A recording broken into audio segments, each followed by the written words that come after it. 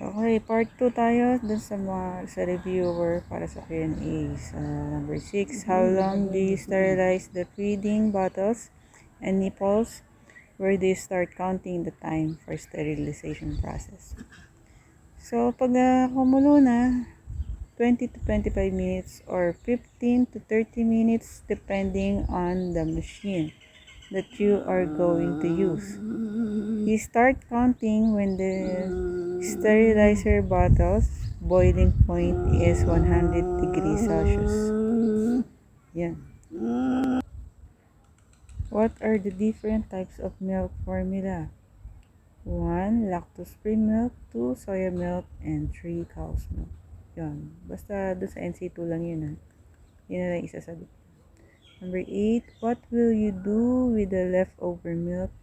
Discard or dispose. Sometimes po, minsan common sense na lang din yung sagot dun sa Q&A, pero mas maganda pa rin po meron tayong reviewer. Number 9. When do you burp the infant? Yan, isa yan sa natanong sa akin sa assessment ng caregiving. And sagot is every 1 ounce of bottle feeding. Number 10, what are the ways to prevent colic or kabag? Sagot po is bottle rolling and stroke of aid. Yan, isa po yan sa natanong din sa akin sa assessment, and I think very important din po na nasa ulo din natin. How would you know if infant or toddler is choking? The infant cannot breathe and the infant color changes. Yeah.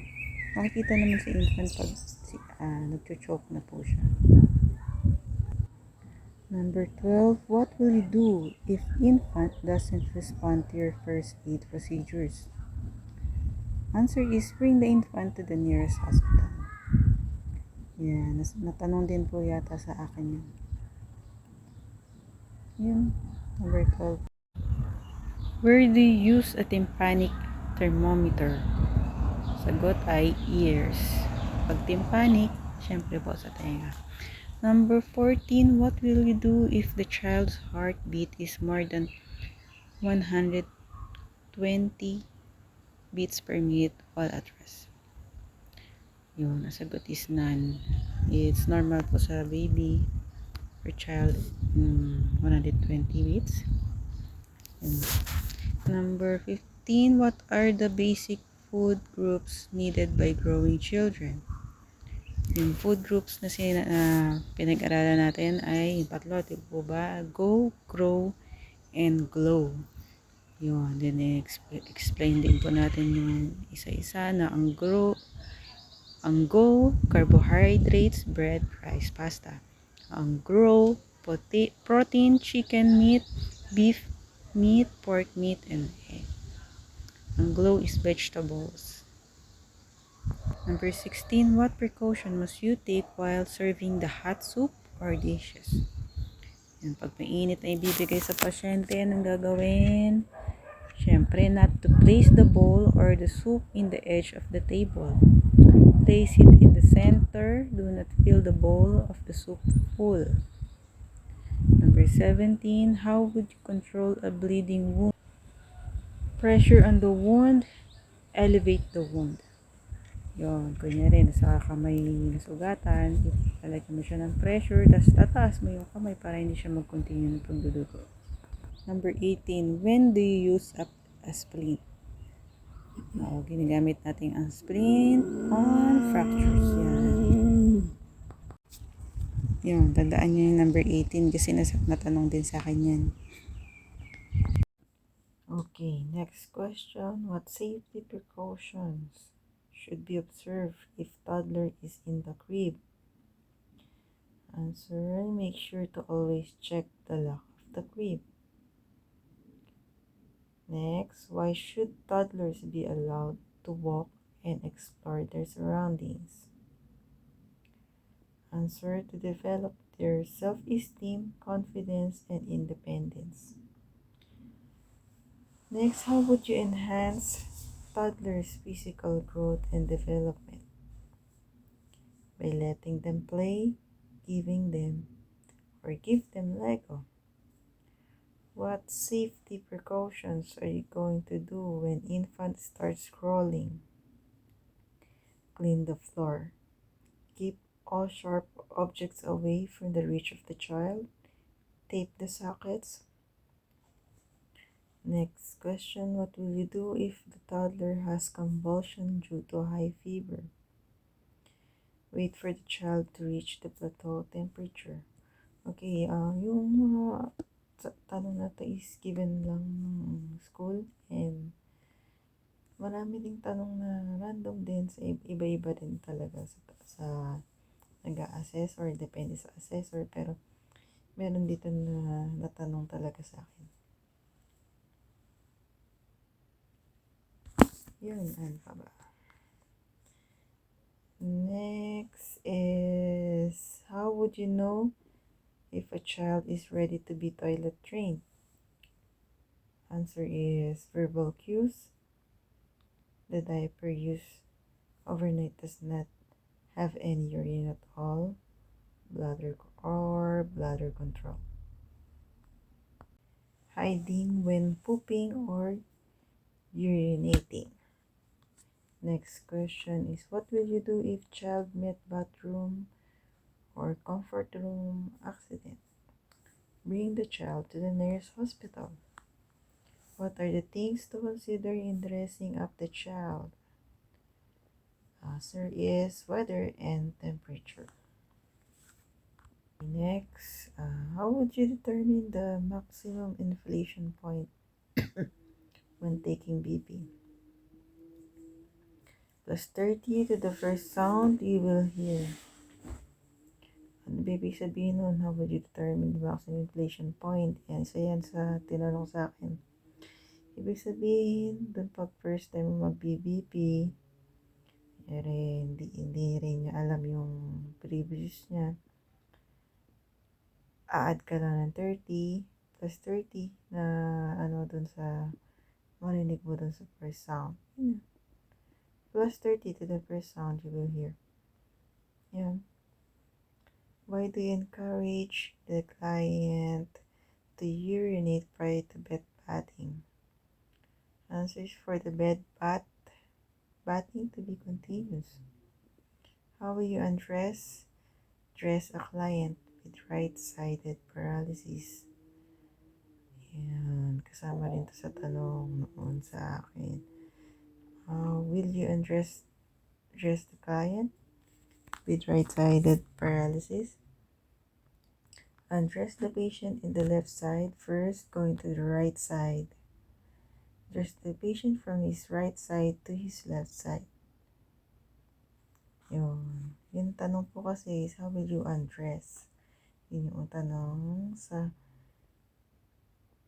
tapos pag i-undress mo siya, kung ang patient mo is right-sided paralysis, syempre uunahin mo ang left side kasi yun yung strong side. Going to the right kasi yun yung weak. Tapos pag didress mo na siya, dun ka sa right side, dun sa strong side, going to the left, which is the weak side. Next is, what is the purpose of rubber draw sheet in perineal care? Absorb the secretion from the rubber sheet. For patient transfer, what is the importance of indwelling urinary catheter care to prevent or to avoid any infection? How often would you change the position of an immobile, bedridden client? Answer is, change the patient's position every 2 hours if the patient is in bed. Number 2, change the patient's position every 15 minutes if the patient is in the chair or wheelchair. Why is there a need to apply the principles of body mechanics when transferring and mobilizing disabled patient, a disabled client to avoid muscle strains. Yun.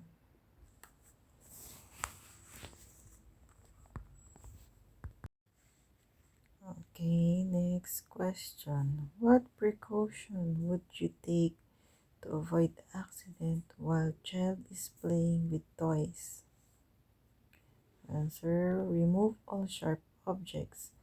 Keep away small toys from the child. Next, what action should you avoid while feeding a preschooler? You turn off the TV, remove all the toys from the child's perspective. Next question, what are the precautions when preparing meal for asthmatic child? Answer: know the health background of the child. Next, what will you do if a child swallowed foods with chemical agent? Bring him to the nearest hospital. What will you do if a child has burns? Use running water to rinse the burn. What will you do in case of fire at home? First is to rescue the child because the child does not have a concept of death. What are the activities that enhance intellectual and creative needs of the child? Any activity that taps their thinking, playing chess, Lego, Play-Doh, puzzle. How would you develop bonding with a child? Talk and play with them. How would you boost a child's self-esteem? Positive reinforcement and commendation. Okay, next. What is the importance of back rub to a bedridden client? Back rub, yung paghima sa likod. Answer is relaxation and stimulate normal blood flow or circulation. What are the basic considerations in assisting your client with his personal needs? Number one, syempre, is privacy. You have to consider always the privacy of the patient. How could you help your client maintain his self-esteem and sense of independence? Answer is 1. Talk to them. 2. Include them in the decision-making process. What important safety precaution must be done when transferring client from bed to a wheelchair? 1. Lock the wheelchair. Lock the wheels of the bed. Next, what are some physical changes related to aging? Answer is visual, hearing, touch, smell impairment, cognitive decline. What is the basic role in the care of a client with Alzheimer's disease? Reorient and reassure. What is the most effective way to control the spread of infection? Answer is proper hand washing. What are the safety precautions to be observed when caring for client with diminished vision? Always light his or her pathway. Okay, how would you prevent fall or sleep in the bathroom? Dry first the floor of the CR. Use rubber sheets or absorbent sheets. Next, how would you know if the bottle content is poisonous? Look for the skull sign in the bottle. What protective devices can be used for infection control? Gloves, face mask, face shield, hairnet, PPE. What are the common signs that a diabetic client has a low blood sugar? Hypoglycemia, hunger, dizziness, and sweating. What are some of the reasons why infant cries? 1. Hunger. 2. Temperature. Too hot or too cold. Needs position change. Change the diaper. What will you do if the child is having a temper tantrum?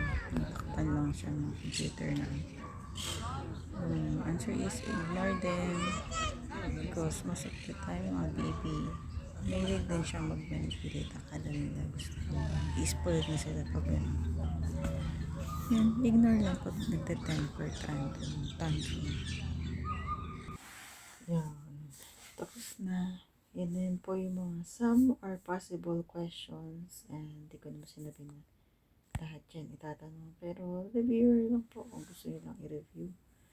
Going reviewer and some din dito sa binigay ng school namin na reviewer is natanong talaga sa akin. Kahit yung iba is common sense na rin dapat yung sagot. And minsan, mas may na rin yung nare-review yung tamang exact word na sasabihin natin sa assessment. Yan. Thank you.